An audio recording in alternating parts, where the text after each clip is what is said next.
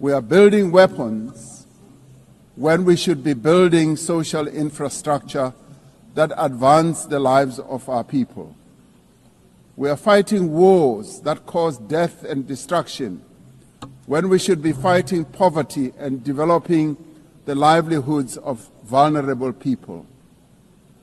We must act decisively to silence all the guns everywhere to realize the goal of sustainable development and global peace.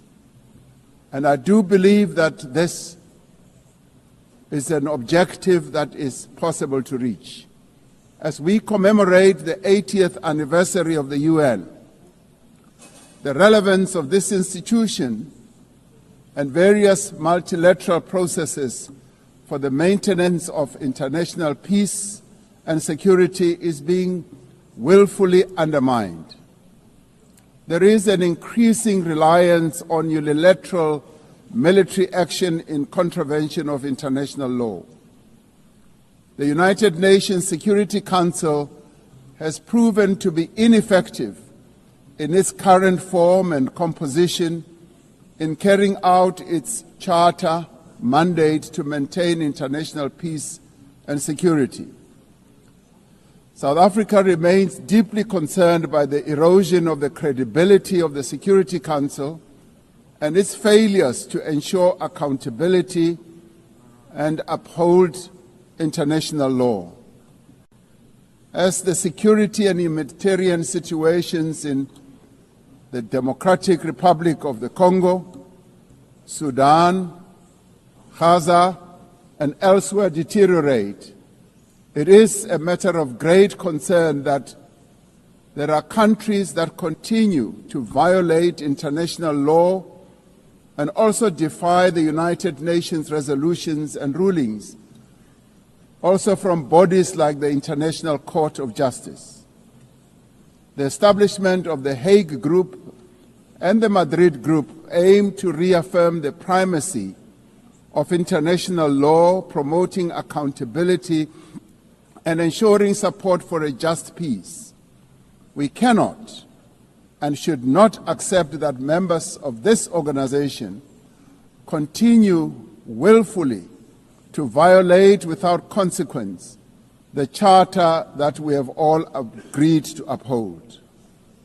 Therefore, as nations that have pledged to uphold the UN Charter, we have the ultimate responsibility to ensure and protect the rights of the Palestinian people to self-determination, consistent with the case that South Africa brought before the International Court of Justice.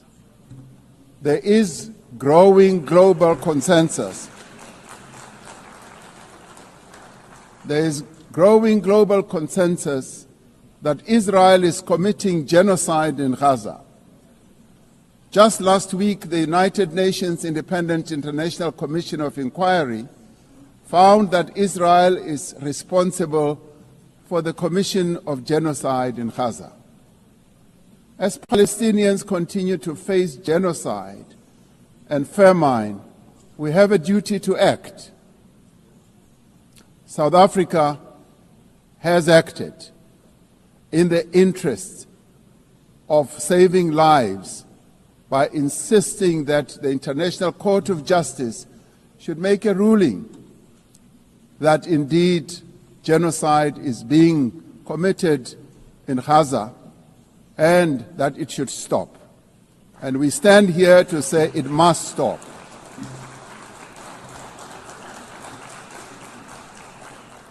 We welcome the historic high-level meeting held yesterday on the two-state solution yesterday in this very chamber.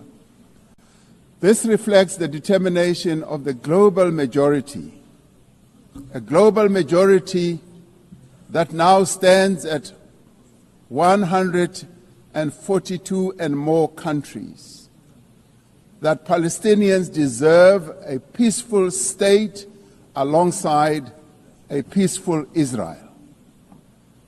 Many nations in the world are calling for that, and that is the voice that we believe that Israel should heed, and those powerful nations that can make a two-state solution viable and possible and implementable should act in that regard.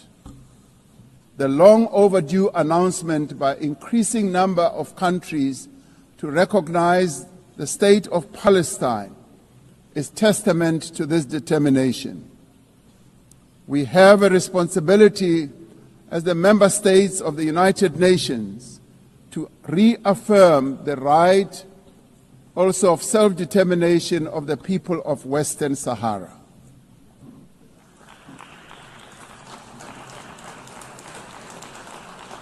The very first resolution of the United Nations General Assembly in January of 1946 called for the elimination of atomic weapons.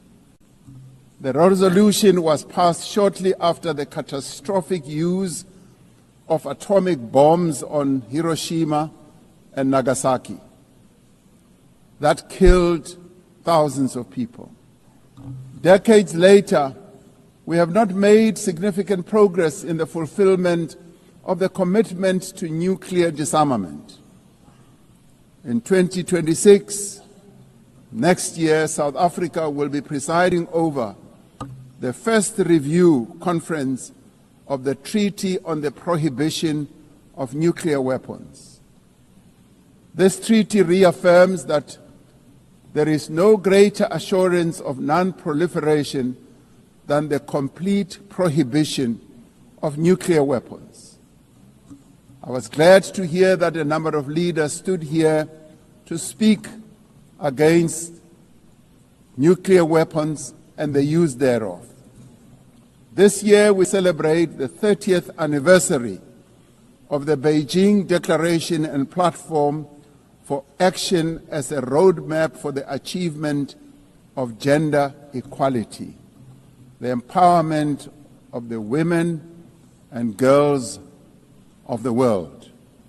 South Africa reaffirms its unwavering commitment to the empowerment of women and their full, equal, and meaningful participation in all spheres of life.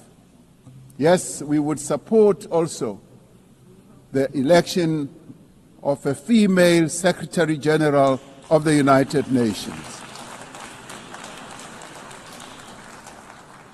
The Beijing conference milestone reminds us of our shared responsibility to advance human rights, dignity, and justice for all. We are all equal, men and women, and there is no reason that we continue to hold the women of the world backwards. The right to development must be central to the policies and operational activities of the United Nations and its specialized agencies, programs, as well as funds. It must be at the core of the policies and strategies of the international financial and multilateral trading systems. As we celebrate 80 years of the United Nations, we must seize the opportunity to build a better United Nations for the next 80 years. What is needed now is a stronger and more capable United Nations, a United Nations that is based on the renewed commitment to its founding principles. We must invigorate the negotiations on the Security Council reform at the intergovernmental negotiations in the General Assembly, including by initiating text-based negotiations. The Security Council must be accountable. It must also be representative. It must be democratic and effective in executing its mandate. We can no longer accept that a large portion of the world's population is not represented in the United Nations Security Council. My own continent, Africa, home to 1.4 billion people, as well as South America, are not represented in the United Nations Security Council.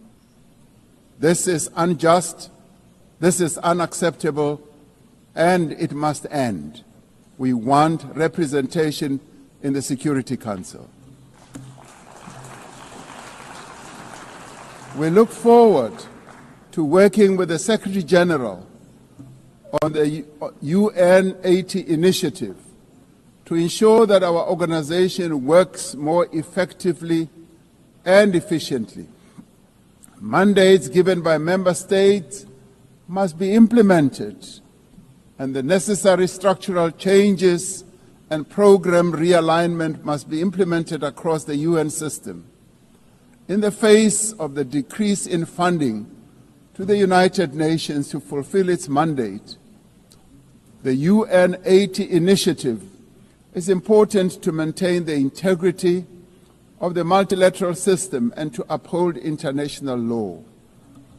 Lastly, I am reminded that our collective membership of the United Nations is our shared humanity in action.